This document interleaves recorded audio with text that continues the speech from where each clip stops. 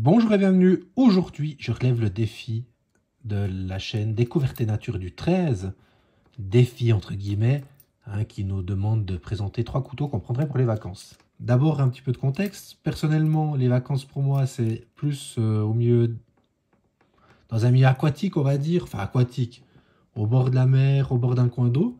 Parce que, habitant en Suisse, on a la chance d'être à côté des montagnes. Donc, l'air de la montagne, on l'a, on peut aller la visiter sans problème. Enfin voilà, les bois, il y en a partout.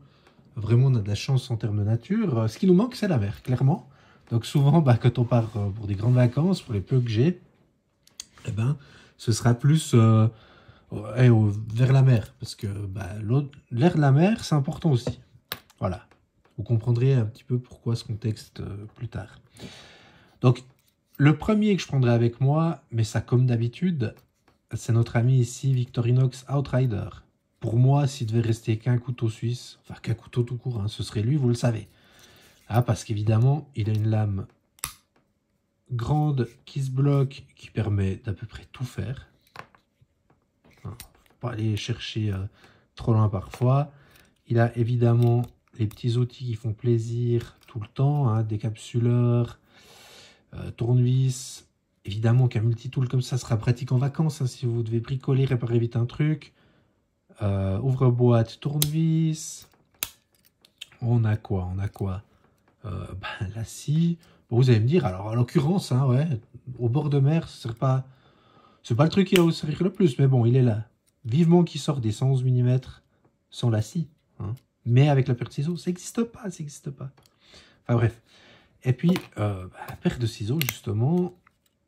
Et en dessous de la paire de ciseaux, ce qu'on a de cool sur ce modèle, c'est qu'il y en a encore ici un petit tournevis cruciforme. Pas des plus pratiques à sortir, mais enfin voilà. Et puis bien évidemment, vous êtes en bord de mer, en bord de mer ou pas, n'importe où, en vacances, évidemment, important, le tire-bouchon pour l'apéro. Et puis ici, si vous avez des lunettes de soleil, hop, mini tournevis, si vous devez un petit peu les revisser, etc. Ouais, puis, si la viande est un peu récalcitrante, hop, entre les dents. Et puis ici, si vous êtes mis une écharde, mais encore une fois, ce serait plus utile en forêt, vous avez ici la petite pince. Enfin, voilà, je crois que j'ai rien de plus à dire sur cet Outrider. Pour moi, c'est le Victorinox ultime, entre guillemets. Enfin, ultime, le plus... Ouais, s'il doit en rester un, ce serait celui-là pour moi. Bref. Deuxième choix, c'est ici notre petit Bantam Alox. Parce que c'est un couteau minuscule. Mais là, ce sera pratique en vacances si, par exemple, vous allez à la plage, vous voulez pas prendre ça, on est d'accord. Hop, mettez ça juste dans le portefeuille. Et puis, vous avez un petit couteau. Si vous achetez une gourmandise, un machin que vous devez couper, peu importe. Vous avez vraiment un petit couteau hyper léger, hyper discret avec vous. La lame, vous voyez, ça fait 5,3 tranchants environ. C'est tout petit. C'est 29 grammes. Une épaisseur de 6 mm, longueur 84 mm. Voilà. C'est vraiment le truc parfait à glisser dans le portefeuille, quoi. C'est assez génial, ce Bantam Alox. En plus, c'est d'une solidité redoutable. Puis, il est vendu quoi? 25 francs, prix public, et 27 €. Et ça bouge pas, c'est incroyable, la solidité. Enfin, c'est un Alox. Puis j'ai oublié de vous dire, celui-là, il fait quand même 156 grammes. Prix public, 59 francs ou 63 €. Il me semble que ça a vachement augmenté. Enfin, vachement. Ça a augmenté de quelques francs, j'ai l'impression. Et puis, longueur 11 mm. Ouais, ça n'a rien à voir. Épaisseur de manche 22. Voilà.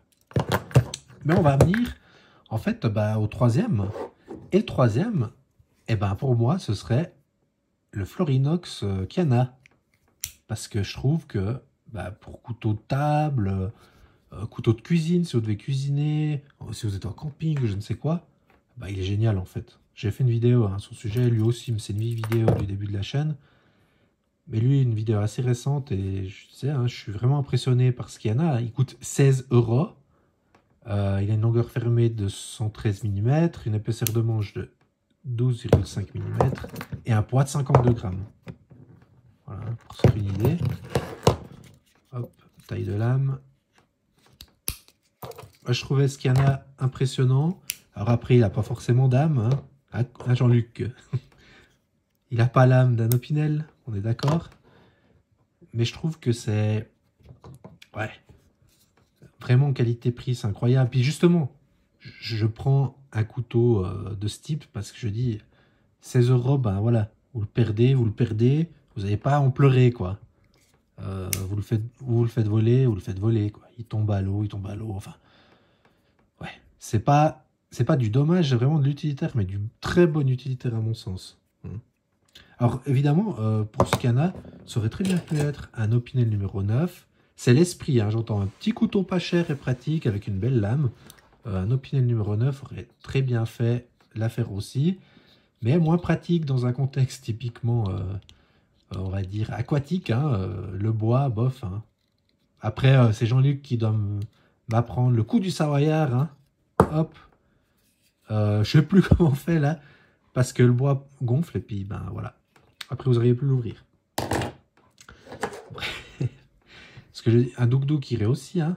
Mais moi, je trouve que c'est agressif. Un douk-douk, c'est pas forcément cool en vacances. Enfin, il y a la version écureuil, hein, avec le bourron, là, qui est très belle, que j'ai pas. Mais, ouais, il est pas inox, je crois. C'est ça un petit peu que je reproche. Mais ça pourrait être aussi une alternative un peu à ça. Hein. C'est léger un douk-douk, et puis, ouais, c'est cool aussi. Mais vous avez compris l'esprit, hein. Aussi ça, c'est un petit couteau. Petit entre guillemets, non, une belle lame pas chère. Voilà. Puis pour moi, bah, ce serait le Florinox qu'il y en a. Alors, bah voilà, je crois que j'ai fait le tour. Je vous dis à la prochaine.